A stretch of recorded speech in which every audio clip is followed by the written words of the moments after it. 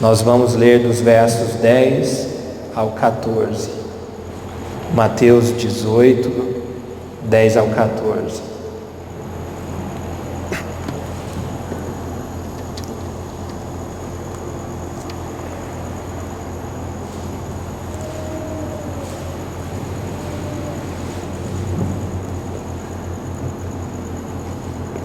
Hoje eu estou numa versão diferente aqui da que o pastor tem usado, que é a NVI, e a minha versão hoje aqui é um pouquinho diferente, mas bem entendível. Diz assim na minha versão, Mateus 18:10: Vede, não desprezeis a qualquer destes pequeninos, porque eu vos afirmo que os seus anjos nos céus veem incessantemente a face de meu Pai Celeste.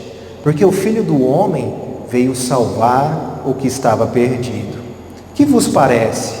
Se um homem tiver 100 ovelhas e uma delas se extraviar, não deixará ele nos montes as 99, indo procurar a que se extraviou? E se porventura a encontra, em verdade vos digo que maior prazer sentirá por causa desta do que pelas 99 que não se extraviaram. Assim, pois, é da vontade de vosso Pai Celeste que pereça um só destes pequeninos. Amém? Então, continuando aqui a nossa exposição de Mateus, Jesus, nós vimos na quarta-feira passada, ele estava com seus discípulos, e os seus discípulos, eles discutiam para ver quem deles era o maior. E Jesus lhes dá uma lição, dizendo que o maior no reino de Deus é o menor entre nós, entre os irmãos. E ele continua aqui falando dos pequeninos. Mas antes de nós adentrarmos o texto, nós temos que entender quem são os pequeninos que Jesus está falando. Muitos aqui leem e creem que o texto se refere a crianças, mas o texto não fala de crianças. Apesar de Jesus ter pego uma criança, colocado ela no meio dos apóstolos e feito uma analogia da criança para com aqueles que recebem o Evangelho. Os pequeninos citados aqui são os cristãos que recebem o Evangelho, que creem no Senhor Jesus. Então, os pequeninos aqui do texto se refere a qualquer um que recebe o Evangelho, a qualquer cristão. Então Jesus aqui, ele vem nos contar que nós não podemos desprezar os pequeninos. Nós não podemos desprezar qualquer um que receba o Evangelho, por menor que seja aos nossos olhos. Paulo vai dizer lá em 1 Coríntios, capítulo 1, dos versos 26 a 27, eu vou ler aqui para nós, para que nós tenhamos um entendimento um pouquinho melhor de quem são os pequeninos que o Senhor Jesus aqui está falando, para que nós entendamos a respeito antes de entrar no texto propriamente dito.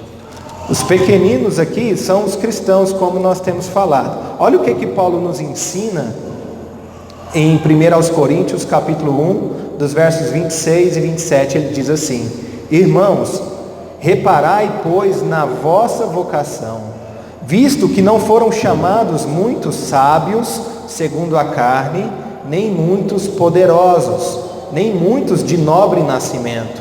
Pelo contrário, Deus escolheu as coisas loucas do mundo para envergonhar os sábios, e escolheu as coisas fracas do mundo para envergonhar as fortes. E Deus escolheu as coisas humildes do mundo e as desprezadas e aquelas que não são, para reduzir a nada as que são, a fim de que ninguém se vanglorie na presença de Deus. Olha só o que Paulo nos ensina nessa carta. Deus, na sua soberania, ele escolheu os pequeninos, os desprezados. Ele não escolheu nobres, não escolheu reis, não escolheu os sábios, intelectuais, aqueles poderosos. Pelo contrário, Deus escolheu os mais desprezados, os menores dentre todos nós, para que ninguém se vanglorie que foi escolhido pela sua sabedoria, pela sua inteligência, pelo seu poder, ou pela sua nobreza de nascimento. Deus fez isso, como Paulo diz, para que confundam as coisas, para que torne as coisas que são em nada, para que ninguém se vanglorie em relação a Deus. Olha isso, tanto que é sério. É sério. Às vezes a gente vê um mendigo na rua, ou vê alguém de condição financeira um pouco mais inferior, e despreza de fato. Despreza mesmo, isso é verdade. Faça um autoexame na sua consciência. Faça um autoexame. Quantas vezes eu fui em restaurante, que eu almoço todo dia em restaurante, porque não tenho condição de ir em casa almoçar, e às vezes eu vejo pessoas lá pedindo prato de comida, pedindo uma ajuda, e são desprezadas. A maioria começa a olhar o celular para que não veja, para que ignore, desprezando muitas pessoas.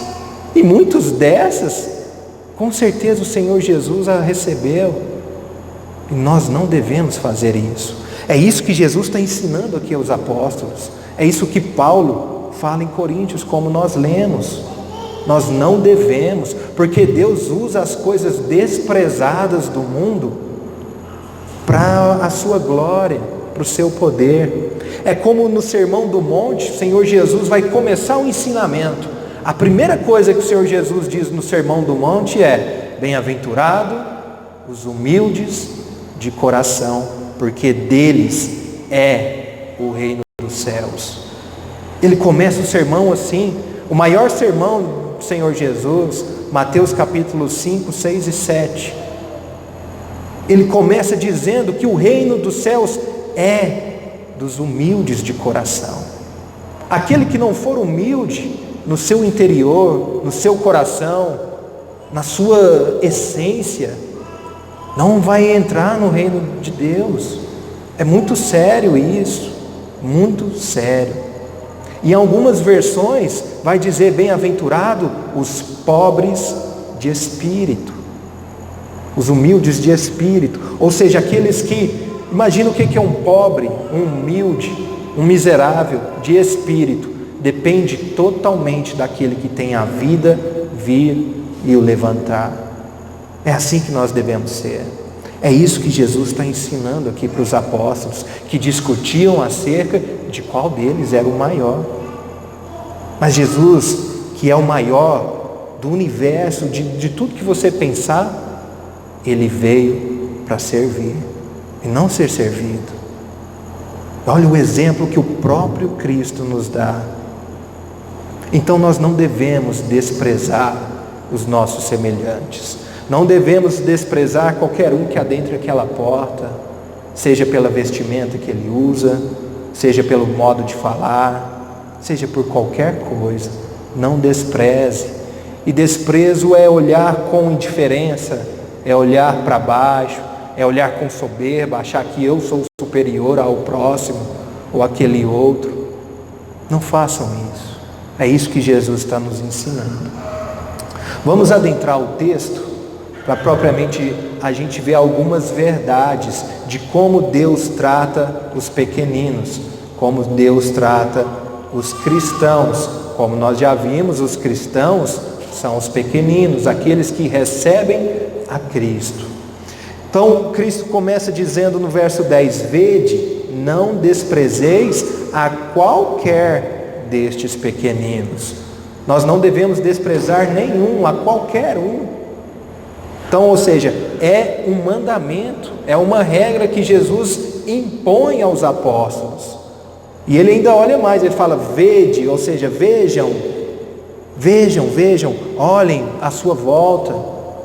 E lembramos que Jesus vivia num tempo, há 2000 anos atrás, numa região pobre.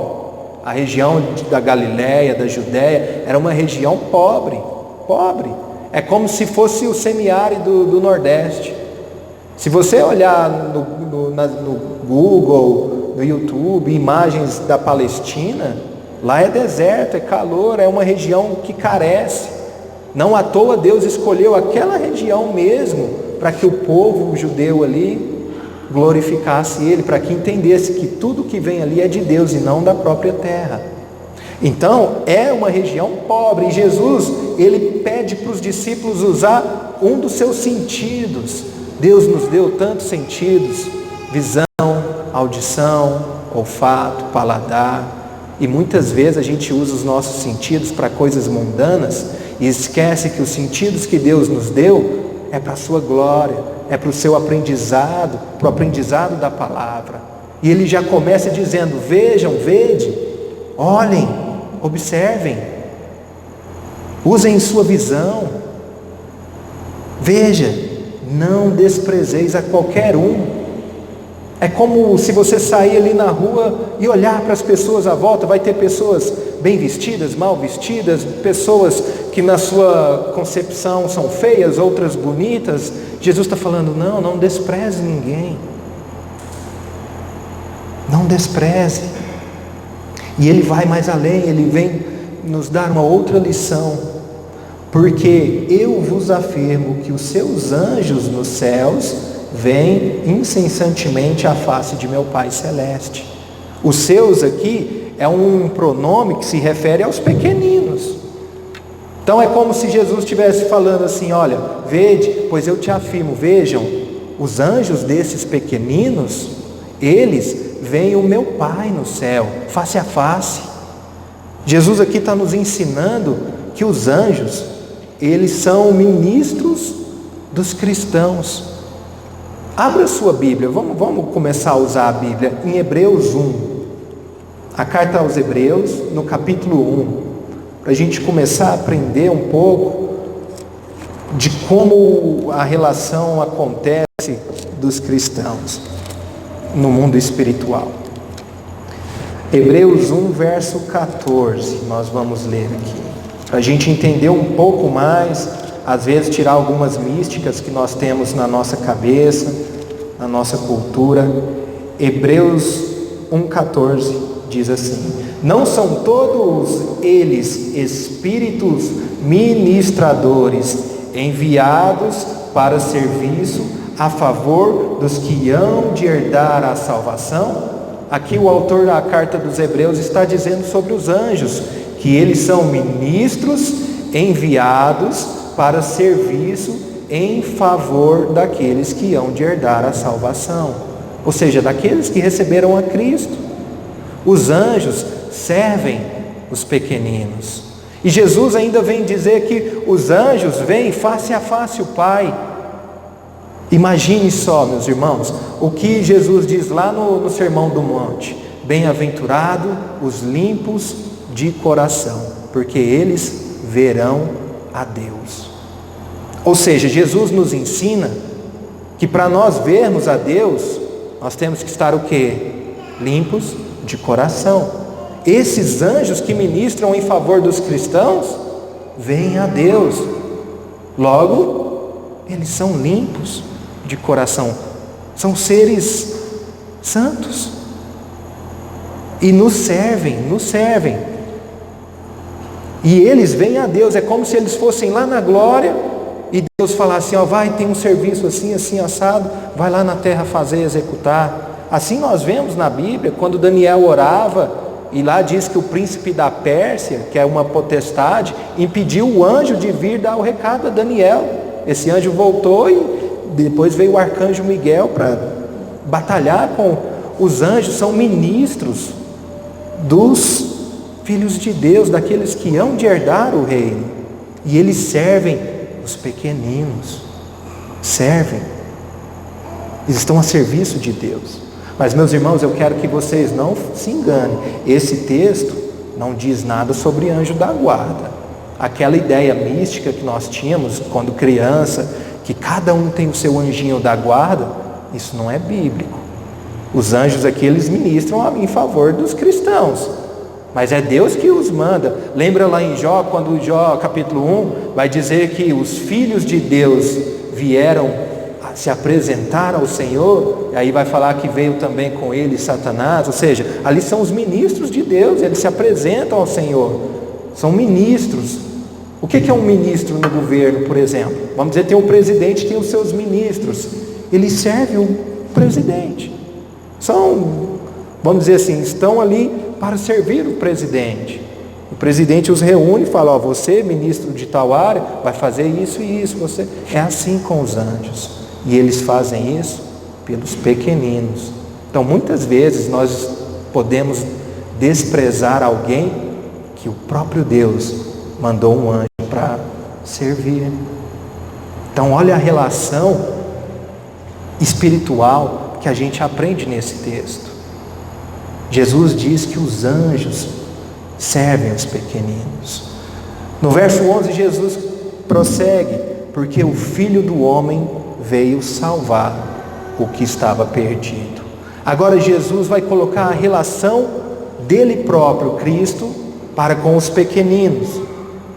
Os pequeninos, no nosso texto, são os cristãos. E Cristo veio para salvá-los, porque eles estavam perdidos pela mancha do pecado em nós. E foi Cristo que veio ao mundo nos salvar.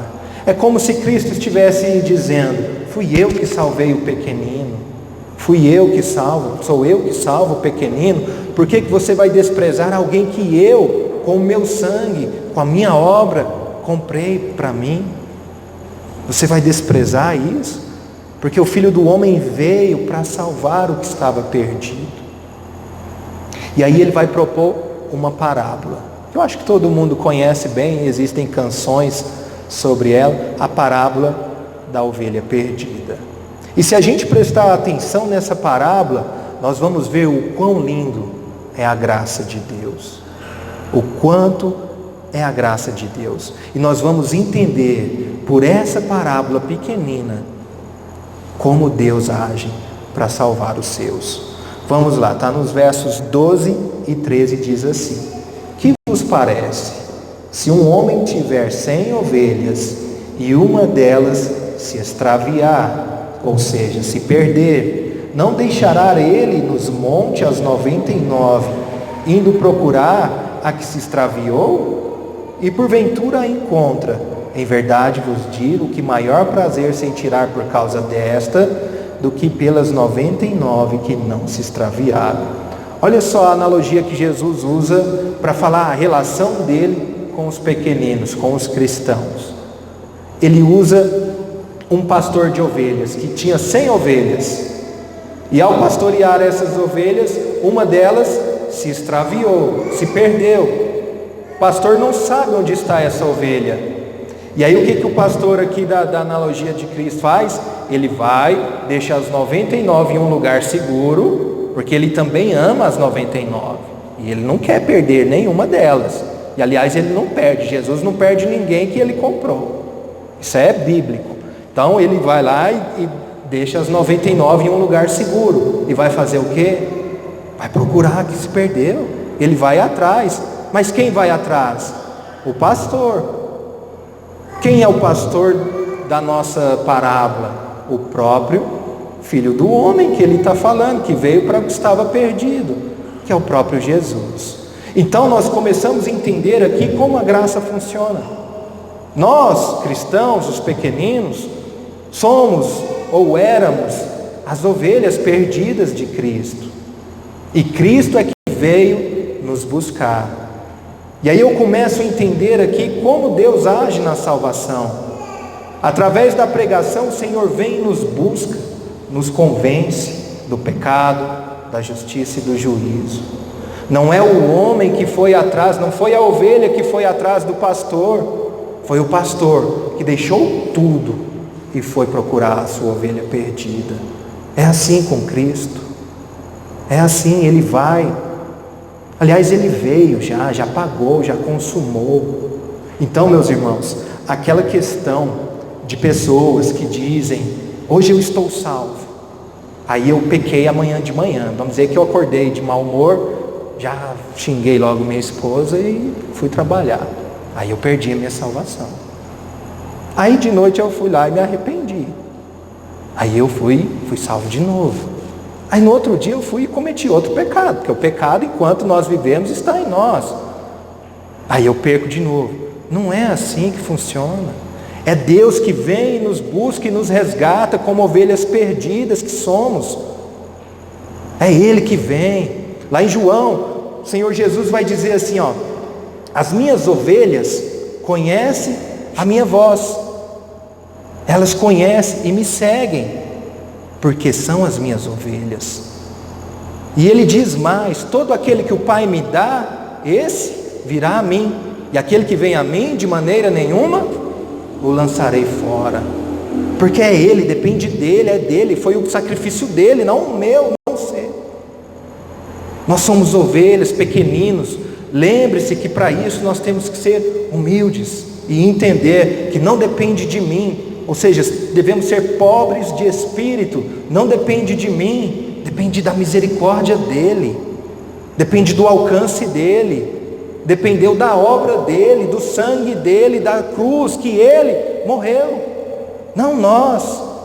Ele é o pastor, Ele é o bom pastor, e nós somos ovelhas desgarradas, como diz Isaías, e como ovelhas desgarradas, nós andávamos, desgarradas, como a parábola, extraviadas, perdidas, e Ele vem e junta as suas ovelhas num só rebanho, sendo um só pastor. É assim que funciona a graça, é assim que a parábola nos ensina. E olha só o que ele diz: e porventura o pastor, quando encontra aquela ovelha extraviada, perdida, ele se deleitará, ele se alegrará. Ele não está nem aí se ele correu a noite inteira buscando a ovelha, se ele tropeçou buscando a ovelha, se ele se machucou, se ele passou fome, frio. A ovelha era o deleite dele, era a missão dele, ir resgatar a ovelha, e de maneira nenhuma ele voltaria sem a ovelha com ele. É assim que Jesus faz pelos seus. Ele veio nos resgatar, nos salvar. Olha o verso 11: porque o Filho do Homem veio salvar o que estava perdido. Nós estávamos perdidos, alguns talvez ainda estejam, ainda não nasceram de novo, ainda não tiveram o seu coração de pedra removido e colocado de carne. Mas ore, meus irmãos, ore humildemente, prostrado, porque depende do bom pastor, depende de Deus exclusivamente. Nós devemos entender isso. Ah, mas aí então eu entendi isso, depende só de Deus, eu não preciso fazer nada? Não precisa, mas eu preciso crer na palavra de Deus, não em qualquer palavra, porque a fé vem pelo ouvir e ouvir a palavra de Deus. Mas a fé também é um dom de Deus, como Paulo ensina em Efésios: pela graça sois salvos por meio da fé. E ele continua: isso não vem de vós, não vem de vocês, é dom de Deus, para que ninguém se glorie perante dele. Não vem das obras, não vem das minhas penitências, das minhas campanhas, das minhas promessas pagas, das minhas idas em qualquer cidade a pé. Nada disso. Vem do sangue de Cristo, vem da obra dele, vem do seu poder, da sua misericórdia. Creia nisso. Se você foi a Cristo, creia, você está seguro, porque Ele não perde a sua ovelha. Ele não perde. Ele é o bom pastor. Ele dá a vida pelas ovelhas. Não perde. Talvez você esteja numa dificuldade no caminhar hoje. Lembre-se, você foi resgatado por um alto preço, como Paulo ensina. Não foi qualquer preço não, foi sangue. Foi um sangue precioso, sangue de Cristo. E Ele se deleita ao salvar. Essa parábola também está lá no capítulo 15 de Lucas. E Lucas ali no capítulo 15, parece que ele conta a parábola dos perdidos. Começa contando, se eu não me engano, das dracmas perdidas, que uma mulher tinha 10, perde uma, vai varrer a casa, vai buscar tudo até encontrar a dracma. E quando encontra, faz festa. Fala da ovelha perdida, fala do filho pródigo também. E Lucas vai mais além, porque ele diz o seguinte: que quando um pecador se arrepende, tem festa no céu, a alegria no céu. Olha só que lindo, quando um pecador se arrepende de fato mesmo, a graça o toca e o coração dele é regenerado, os anjos fazem festa, mas fazem festa não para agradecer ou engrandecer o pecador, mas para louvar e santificar aquele que o resgatou. É como se eles fizessem festa, louvado seja o Senhor Jesus, pela vida daquele pecador que se arrependeu, pela vida daquela ovelha que estava perdida e foi resgatada. É como no final da parábola do filho pródigo, o irmão do filho pródigo não quer participar da festa, da volta dele, porque achava injusto, que ele gastou toda a herança do pai, fez o que a gente sabe tudo na parábola, e aí o pai vai lá fora falar com o filho, com o outro filho, o irmão do filho pródigo, e aí o pai fala uma coisa das mais lindas que a gente lê nas escrituras. Ele fala o seguinte: nós devemos festejar, porque este teu irmão estava perdido e foi encontrado, estava morto e reviveu. Olha só que lindo. É como se nós estivéssemos mortos, e nós estávamos mortos espiritualmente, porque o preço do pecado, o salário do pecado é a morte, mas Cristo vem e nos vivifica, nos revive, o sangue dele nos vivifica, nos justifica, nos dá vida. Eu sou o caminho, a verdade e a vida, eu sou a ressurreição e a vida, ele diz. Ele é a vida, a verdadeira, a abundante.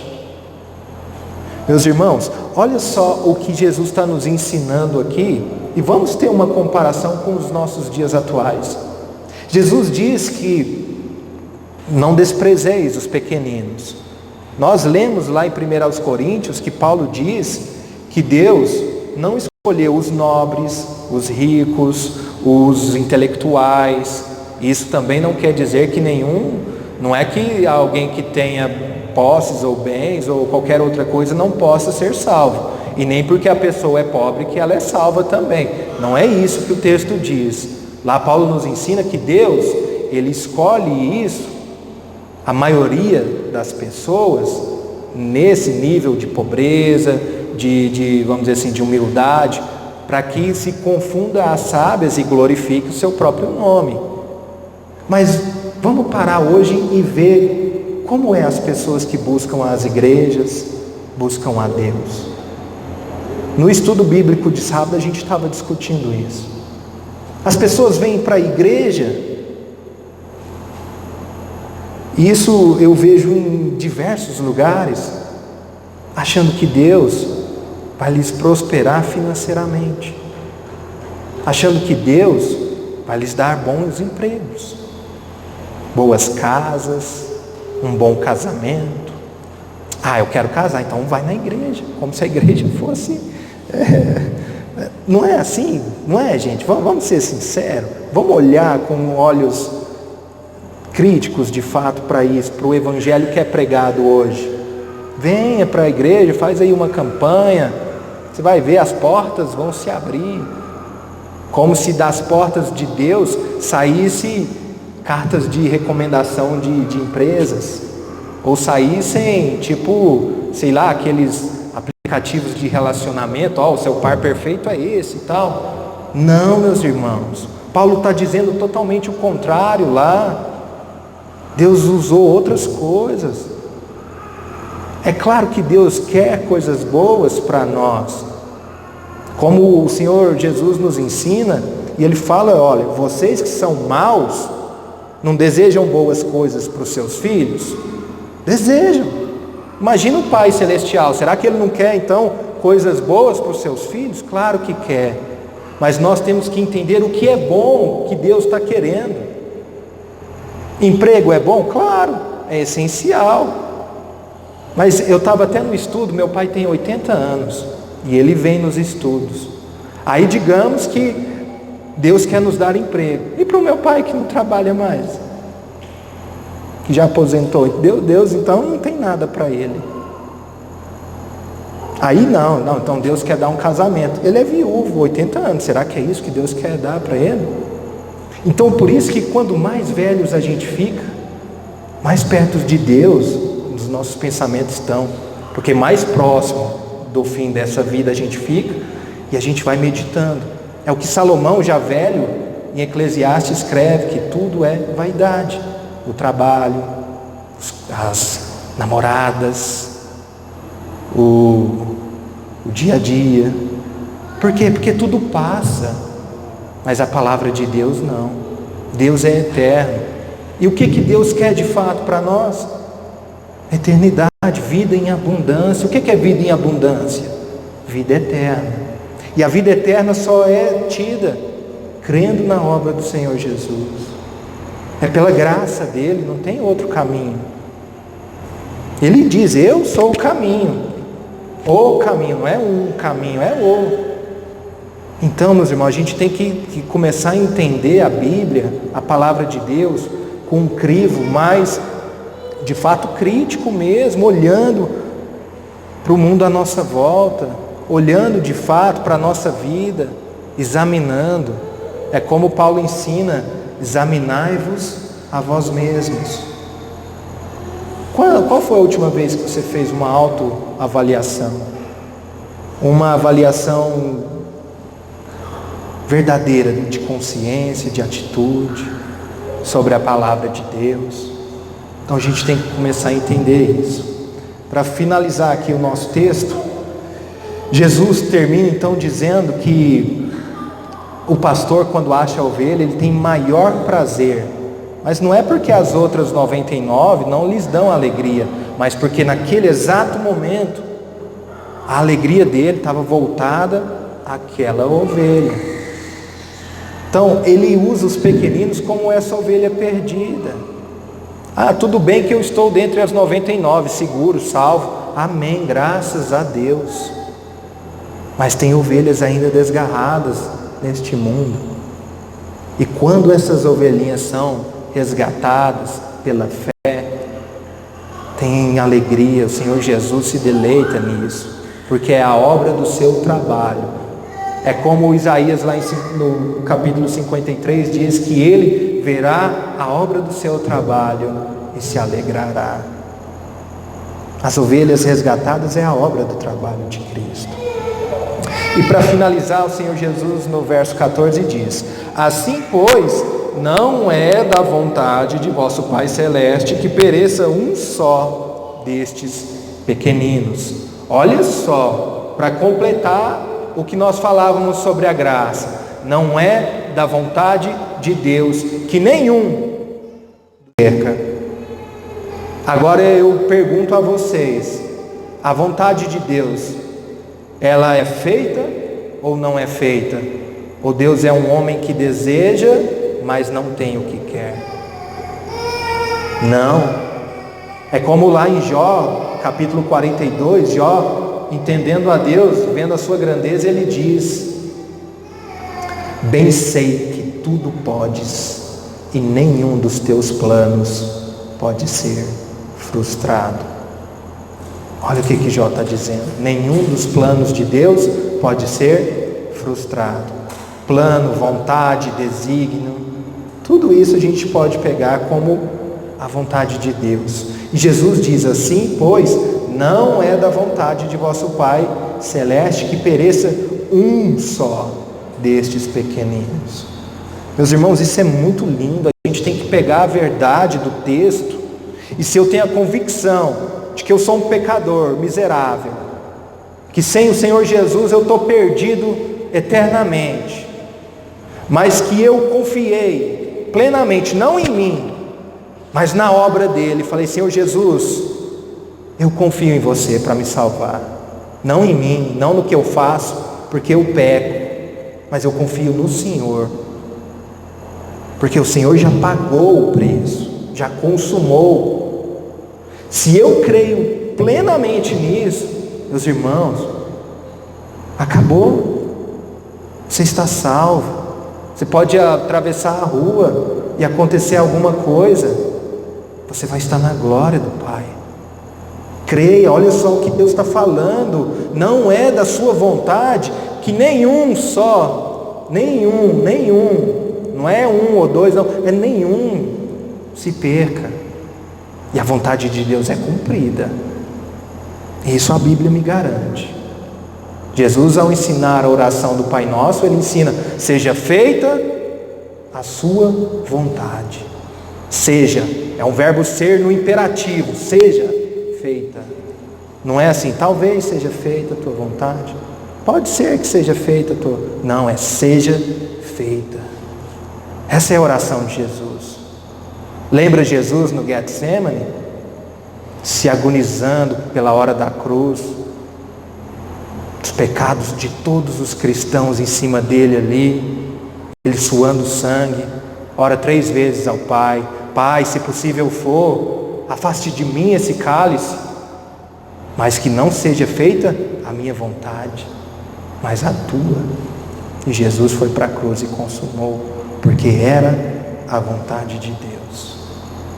A vontade de Deus não é frustrada, e nenhum dos seus pequeninos vai ser perdido, e não somos nós que vamos desprezar os seus pequeninos. Então, meus irmãos, é por isso que a igreja é chamada para amar uns aos outros. Jesus, ele nos dá um recado, ele nos dá uma marca, um selo. Sabe uma marca? Quando, vamos dizer, o gado, aí o fazendeiro comprou o gado, ele não vai lá e marca com o emblema dele. Jesus nos deu uma marca. Ele diz assim: conhecerão que vós sois meus discípulos, se amardes uns aos outros. Esse é o selo que você é um cristão. Se você ama o teu próximo como Jesus te amou, porque o amor é um atributo de Deus comunicável. Nós amamos porque Ele nos amou primeiro. Então, meus irmãos, esse é o selo do cristianismo. Não é o falar em língua absurda, não é qualquer outra coisa. Quer saber se alguém é cristão? Veja se ele ama o teu próximo, veja se ele ama o seu semelhante. Essa é a marca, é o que Jesus diz: assim sabereis que vós sois meus discípulos. Vamos orar para Deus nos abençoar.